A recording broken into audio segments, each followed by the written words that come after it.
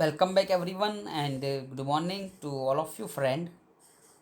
Last સેશનની અંદર એટલે કે આપણો જે છેલ્લો પીરિયડ હતો એની અંદર આપણે ચોથા ચેપ્ટર વિશે ચર્ચા કરતા હતા. એની અંદર આપણે વ્યવસ્થાતંત્રનો અર્થ તેમજ તેની વ્યાખ્યા અને એનો ખ્યાલ વિશે સ્પષ્ટતા કરી હતી. અને એના પછી જેની લાક્ષણિકતાઓ હતી એટલે કે વ્યવસ્થાતંત્રની લાક્ષણિકતાઓ જેના વિશે આપણે ચર્ચા કરી હતી. અને તમે તમારી બુક્સની અંદર પેજ નંબર 37 ઉપર જોઈ શકો કે વ્યવસ્થાતંત્રની લાક્ષણિકતાઓ. અને એના પછી જે આગળનો આજનો પ્રશ્ન આપણો એટલે કે વ્યવસ્થાતંત્રની પ્રક્રિયાના તબક્કાઓ વિશે આપણે અહીંયા ચર્ચા કરીશું. તો વ્યવસ્થાતંત્રની પ્રક્રિયાના તબક્કા. વ્યવસ્થાતંત્રની રચના એક વૈજ્ઞાનિક પ્રક્રિયા છે. અયોગ્ય રીતે રચાયેલું વ્યવસ્થાતંત્ર લાંબો સમય ટકી શકે નહીં. એટલે કે જે પણ આપણે વ્યવસ્થાતંત્ર વિશે વાત કરી હતી એના અર્થ વિશે, અને જો અયોગ્ય રીતે એટલે કે ગમે તે રીતે આડાવડું આપણે વ્યવસ્થાતંત્ર રચીએ તો જે લાંબા સમય સુધી ટકી શકતું નથી. અને આપણે જોયું હતું કે વ્યવસ્થાતંત્રની અંદર જે સત્તા અને જવાબદારીની વહેંચણી કરવામાં આવે એટલે કે જો અયોગ્ય રીતે આ સત્તા અને જવાબદારીની વહેંચણી થાય તો આ તંત્ર લાંબા સમય સુધી ટકી શકતું નથી. અને અયોગ્ય રીતે રચાયેલ વ્યવસ્થાતંત્રની સાથે એકમ પણ ધીરે ધીરે નાશ પામે છે, તેમ પીટર એફ ડ્રકર જણાવે છે. અને વ્યવસ્થાતંત્રની રચના દ્વારા કાર્યકારણનો સંબંધ સ્થાપિત થાય છે, તેથી રચના યોગ્ય ઢબે થવી જોઈએ. એટલે કે મિત્રો, જ્યારે પણ વ્યવસ્થાતંત્રની રચના કરવામાં આવે તો વ્યવસ્થાતંત્રની રચના દ્વારા કાર્યકારણ એટલે કે જે પણ એકબીજા સાથે સંકળાયેલા વ્યક્તિઓ હોય એ વ્યક્તિઓ વચ્ચેનો કાર્યકારણનો સંબંધ સ્થાપિત થાય, તેથી તેની રચના અયોગ્ય રીતે થવી જોઈએ નહીં, પરંતુ યોગ્ય ઢબે થવી જોઈએ. હવે આગળ આપણે જોઈશું વ્યવસ્થાતંત્રની પ્રક્રિયાના જે અલગ અલગ તબક્કાઓ વિશે ચર્ચા કરીશું. અને એના જે કુલ તબક્કા અહીંયા આપેલા છે એ જોવા જઈએ તો આપણે કુલ 7 તબક્કાઓ વિશે ચર્ચા કરીશું.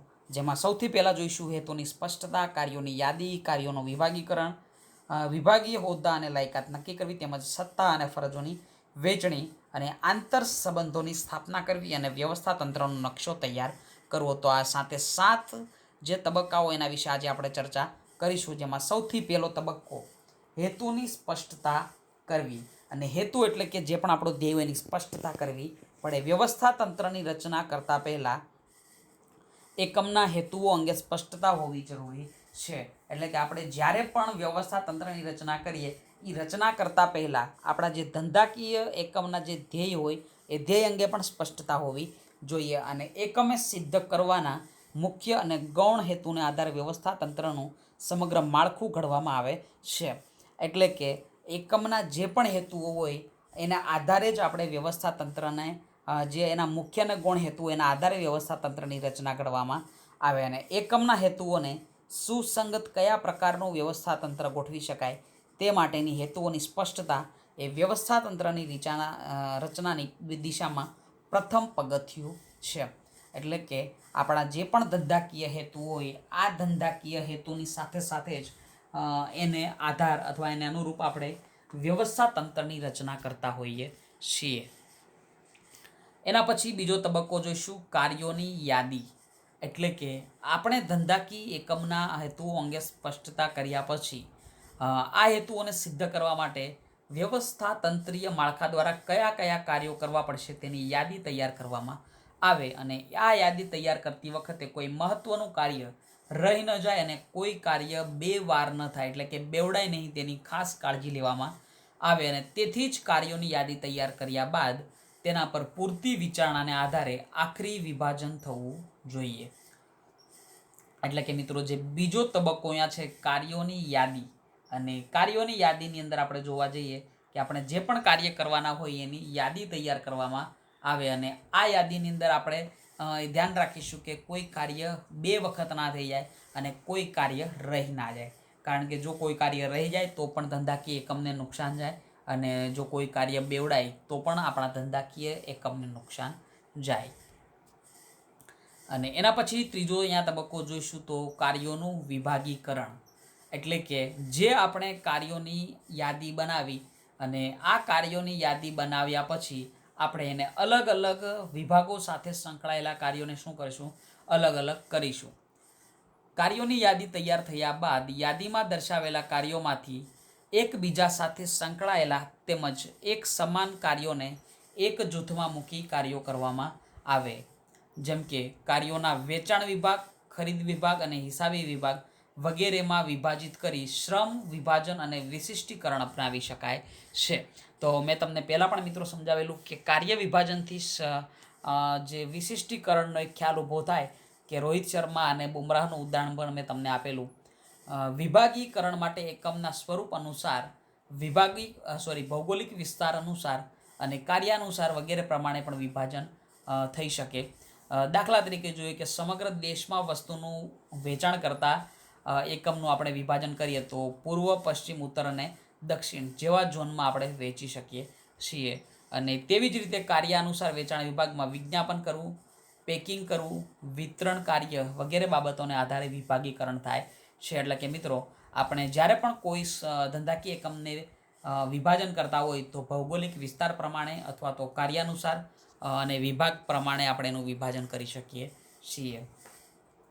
તો જે આપણે વ્યવસ્થા તંત્રના તબક્કાની અંદર આપણે 3 તબક્કા જોયા. સૌથી પહેલાં જોયું હેતુઓની સ્પષ્ટતા, એના પછી કાર્યોની પસંદગી અને ત્રીજું કાર્ય એટલે કે કાર્યોનું વિભાગીકરણ એટલે કે કાર્યોને અલગ અલગ વહેંચવામાં આવે.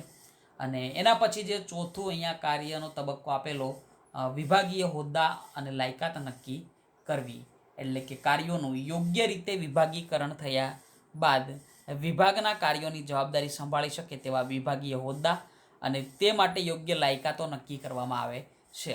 એટલે કે હું તમને મિત્રો એક ઉદાહરણ આપું કે સમજો કે આપણે ખરીદીનો વિભાગ તૈયાર કરેલો, તો ખરીદીના વિભાગ માટે આપણે એક હોદ્દો પણ નક્કી કરીશું કે ખરીદ અધિકારી, અથવા તો સમજો કે એક વેચાણ વિભાગ હોય તો વેચાણ વિભાગ માટે હોય વેચાણ અધિકારી.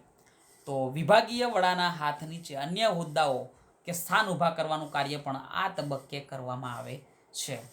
તો મિત્રો અહીંયા આપણે 4 અલગ અલગ તબક્કા જોઈ લીધા અને બાકીના 3 પણ હજી આપણે જોઈશું. પરંતુ હું તમને અહીંયા જે 4 આપણે અહીંયા તબક્કા જોયા એના માટે 2 થી 3 મિનિટનો સમયગાળો આપું કે તમે લોકો 2 થી 3 મિનિટની અંદર જે આપણે અહીંયા 4 તબક્કા જોયા 4 તબક્કાઓને એકવાર જોઈ લો અને એના પછી જે આપણે બાકીના 3 તબક્કાઓ એના વિશે ચર્ચા કરીશું. પ્લીઝ મિત્રો.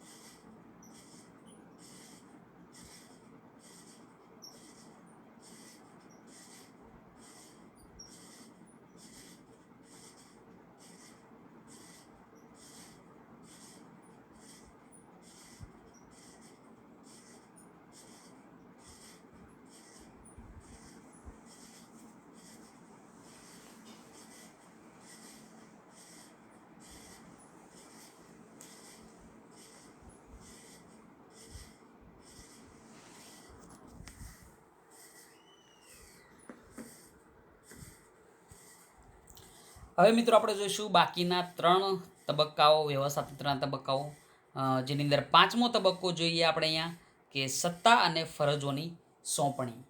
તો વિભાગીય હોદ્દાઓ, પેટા વિભાગીય હોદ્દાઓ અને લાયકાતો નક્કી થયા બાદ દરેક વિભાગીય અધિકારીને તેમની ફરજો સફળતાપૂર્વક પાર પાડી શકે તે માટે જરૂરી સત્તા સોંપણી પણ કરવામાં આવે છે.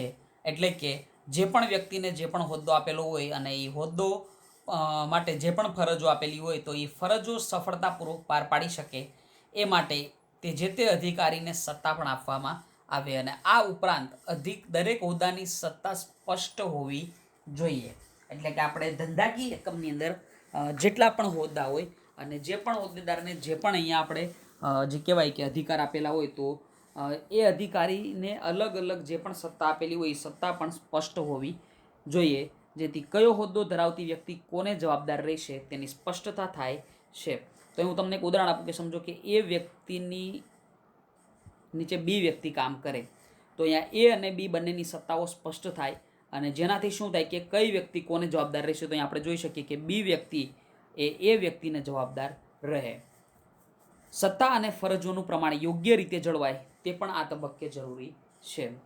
અને એના પછી આગળનો તબક્કો જોઈએ તો આંતર સંબંધોની સ્થાપના, એટલે કે વિવિધ વિભાગીય હોદ્દાઓ ધરાવતી વ્યક્તિઓને તેમની સત્તા અને ફરજોની સોંપણી કર્યા બાદ તેમની વચ્ચે આંતર સંબંધોની સ્થાપના સ્પષ્ટ રીતે થાય છે.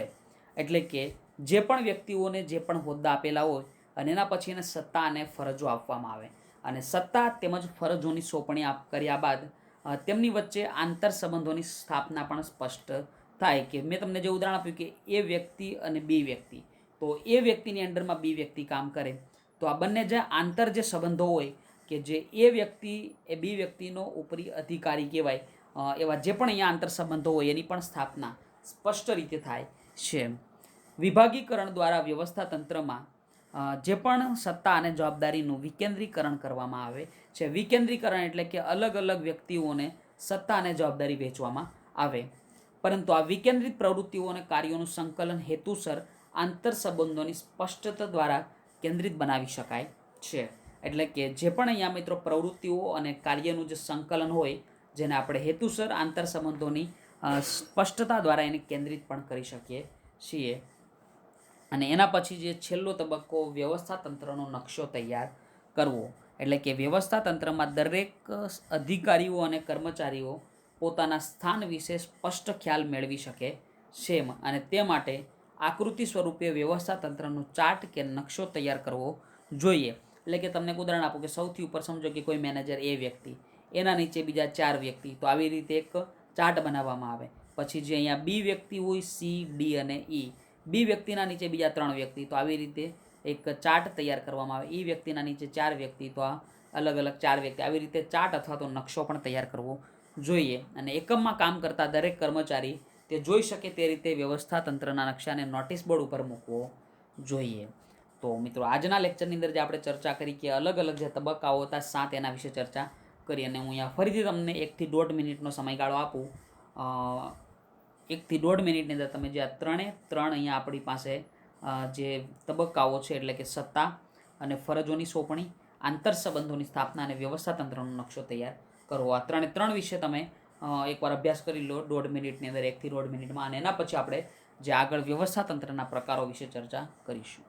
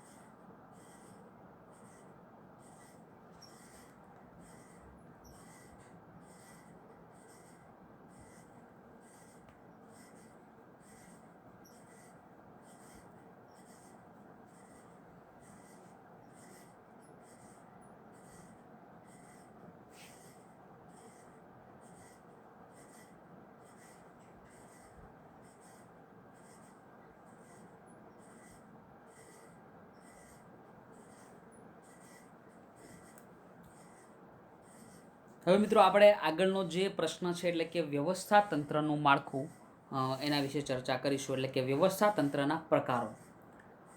અસરકારક સંચાલન માટે આદર્શ વ્યવસ્થા તંત્ર ઉપર ભાર મૂકવામાં આવે અને વ્યવસ્થા તંત્રનું માળખું એ વ્યવસ્થા તંત્રના પ્રકારો દર્શાવે છે. એટલે કે વ્યવસ્થા તંત્રનું જે માળખું હોય એના આધારે આપણે વ્યવસ્થા તંત્રના પ્રકારો નક્કી કરી શકીએ અને ધંધાકીય એકમના સ્વરૂપ, કદ અને જવાબદારીના વિભાગીકરણના આધારે વ્યવસ્થા તંત્રનો પ્રકાર નક્કી કરવામાં આવે. તો ધંધાકીય એકમ, તેનું કદ અને એની જવાબદારીના આધારે 5 અલગ અલગ પ્રકારો વ્યવસ્થા તંત્રના આપણે જોઈએ અહીંયા. કે સૌથી પહેલાં રૈખિક વ્યવસ્થા તંત્ર, બીજો પ્રકાર પડે કાર્યાનુસાર વ્યવસ્થા તંત્ર, ત્રીજો પ્રકાર વૈધિક વ્યવસ્થા તંત્ર, અવૈધિક વ્યવસ્થા તંત્ર અને શ્રેણિક વ્યવસ્થા તંત્ર. તો સૌથી પહેલાં આજના લેક્ચર માટે આપણે શરૂઆત અહીંયા કરીએ રૈખિક વ્યવસ્થા તંત્રથી. અને સૌથી પહેલાં જોઈશું રૈખિક વ્યવસ્થા તંત્રનો અર્થ. રૈખિક વ્યવસ્થા તંત્ર એ વ્યવસ્થા તંત્રનો પ્રાચીન અને સૌથી સરળ પ્રકાર છે. તો આપણે અહીંયા ખાસ યાદ રાખીશું કે કયું વ્યવસ્થા તંત્ર સૌથી પ્રાચીન અને સરળ છે. તો રૈખિક વ્યવસ્થા તંત્ર એ પ્રાચીન અને સૌથી સરળ પ્રકાર છે. કેટલાય વર્ષોથી લશ્કરમાં તેનો ઉપયોગ થતો આવ્યો છે. એટલે કે જે આપણે જોયું છે કે આર્મીનું જે લશ્કર હોય એની અંદર કયા વ્યવસ્થા તંત્રનો ઉપયોગ થાય, તો આપણે યાદ રાખીશું રૈખિક વ્યવસ્થા તંત્રનો ઉપયોગ થાય. તેથી તેને લશ્કરી વ્યવસ્થા તંત્ર પણ કહે છે. તો મિત્રો આપણે અહીંયા ખાસ યાદ રાખીશું કે તમને પૂછી શકે એક વાક્યની અંદર કે કયા વ્યવસ્થા તંત્રને લશ્કરી વ્યવસ્થા તંત્ર પણ કહેવામાં આવે, તો રૈખિક વ્યવસ્થા તંત્રને લશ્કરી વ્યવસ્થા તંત્ર પણ કહેવામાં આવે. તો ખાસ અહીં અંડરલાઈન કરી દો, કેટલાય વર્ષોથી લશ્કરમાં તેનો ઉપયોગ થતો આવ્યો, તેથી તેને લશ્કરી વ્યવસ્થા તંત્ર પણ કહેવામાં આવે. અને આ પ્રકારના વ્યવસ્થા તંત્રમાં સત્તાનું કેન્દ્રીકરણ ઉચ્ચ સપાટીએ થયેલું હોય છે. એટલે કે આ પ્રકારના વ્યવસ્થા તંત્રની અંદર બધી જ જે સત્તા હોય કોને આપવામાં આવે, ઉચ્ચ સપાટીને આપવામાં આવે. અને સત્તા અને જવાબદારીની વહેંચણી સીધી રેખામાં ઉચ્ચ સપાટીથી તળ સપાટી તરફ કરવામાં આવે. એટલે કે આ વ્યવસ્થા તંત્રની અંદર જે પણ સત્તા અને જવાબદારીની વહેંચણી કરવામાં આવે, જે ઉચ્ચ સપાટી સંચાલનથી તળ સપાટી તરફ કરવામાં આવે અને તેમાં ઉપરથી નીચે સીધી રેખામાં સત્તા સોંપણી કરવામાં આવતી હોવાથી તેને રૈખિક વ્યવસ્થા તંત્ર કહે છે. તો ફરીવાર આપણે યાદ રાખીશું કે રૈખિક વ્યવસ્થા તંત્રને શા માટે રૈખિક વ્યવસ્થા તંત્ર કહેવામાં આવે, કારણ કે આ વ્યવસ્થા તંત્રની અંદર સત્તા અને જવાબદારીની સોંપણી ઉપરથી નીચે સીધી રેખામાં કરવામાં આવે માટે. તેમાં દરેક કર્મચારી તેના ઉપરી અધિકારીને જવાબદાર રહે અને આ પ્રકારના વ્યવસ્થા તંત્રમાં ઉચ્ચ સ્થાને પ્રમાણમાં વધુ સત્તા અને નીચેના સ્થાને ઓછી સત્તા હોય છે. એટલે કે જે સૌથી ઉપર હોય એ વ્યક્તિ એને સૌથી વધારે સત્તા અને સૌથી નીચે જે વ્યક્તિ કામ કરતો હોય કર્મચારી એને સૌથી ઓછી સત્તા હોય. અને એના અર્થ પછી આપણે એની રચના વિશે અહીંયા ચર્ચા કરીશું, પરંતુ એ પહેલાં હું તમને એક ચાર્ટ અહીંયા બતાવી દઉં કે તમે જોઈ શકો રૈખિક વ્યવસ્થા તંત્ર, જેમાં સૌથી ઉપર સંચાલક મંડળ, એના અંડરમાં આવતો જે વ્યક્તિ હોય જનરલ મેનેજર. જનરલ મેનેજરની અંદર અલગ અલગ 3 વિભાગ, ઉત્પાદન, વહીવટી અને વેચાણ વિભાગ. ઉત્પાદન વિભાગની વાત કરીએ તો ખરીદ અધિકારી તેમજ કારકુનનો સમાવેશ થાય. ઉત્પાદન વિભાગની અંદર ઉત્પાદન અધિકારી અને એના નીચે સુપરવાઇઝર, ફોરમેન અને કામદાર કામ કરશે. વહીવટી વિભાગમાં વહીવટી અધિકારી અને હિસાબી અધિકારી અને એ બંનેની અંડરમાં કારકુન પણ કામ કરશે. અને વેચાણ વિભાગમાં વેચાણ અધિકારી તેમજ વિજ્ઞાપન અધિકારી. અને વિજ્ઞાપન અધિકારી એટલે કે જે અધિકારી જાહેરાત કરતો હોય કંપની માટે, માર્કેટિંગ એની વાત કરી. અને વેચાણ અધિકારીની નીચે સેલ્સમેન અને વિજ્ઞાપન અધિકારીઓ નીચે કર્મચારીનો સમાવેશ થાય. તો હવે અહીં આપણે એકવાર જોઈ લઈશું, એની રચના વિશે અભ્યાસ કરીશું. આ પ્રકારના વ્યવસ્થા તંત્રમાં સમગ્ર ધંધાકીય એકમને જુદા જુદા વિભાગોમાં વહેંચી દેવામાં આવે છે. એટલે કે રૈખિક વ્યવસ્થા તંત્રમાં સમગ્ર ધંધાકીય એકમને જુદા જુદા વિભાગોમાં વહેંચવામાં આવે. તો તમે જોઈ શકો ઉત્પાદન, વહીવટી અને વેચાણ વિભાગ.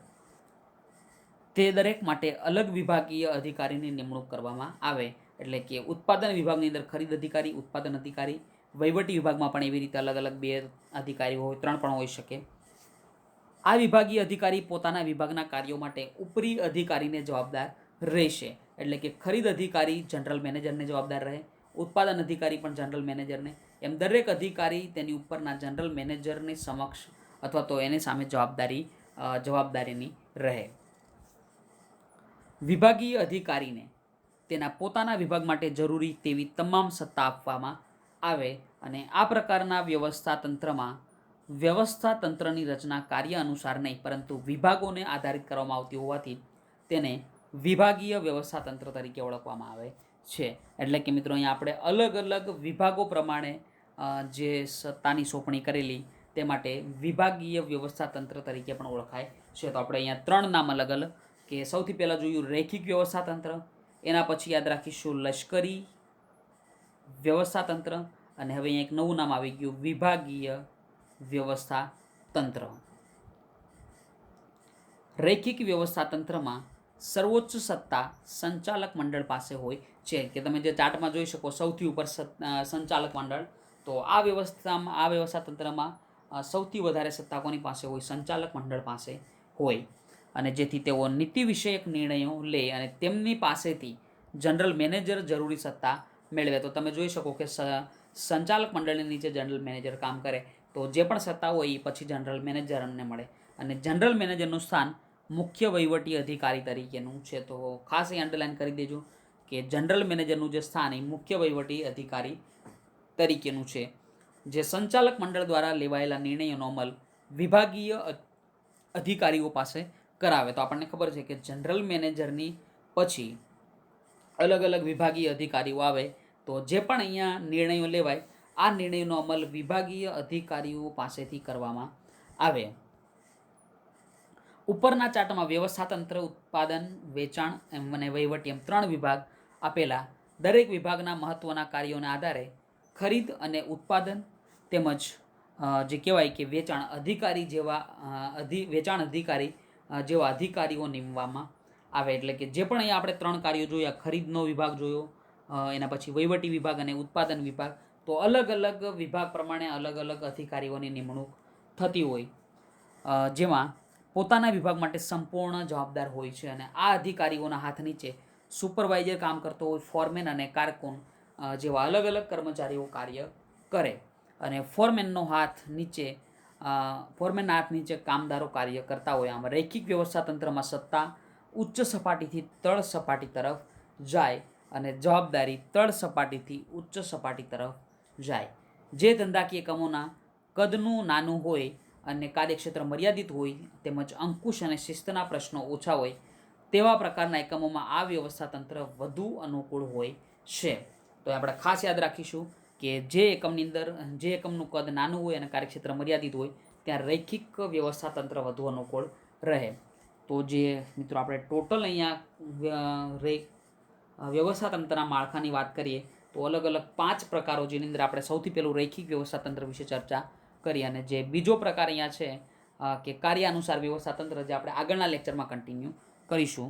તો આજનો લેક્ચર આપણે અહીંયા સુધી રાખીએ. Thank you to all of you friend and take care. Bye bye.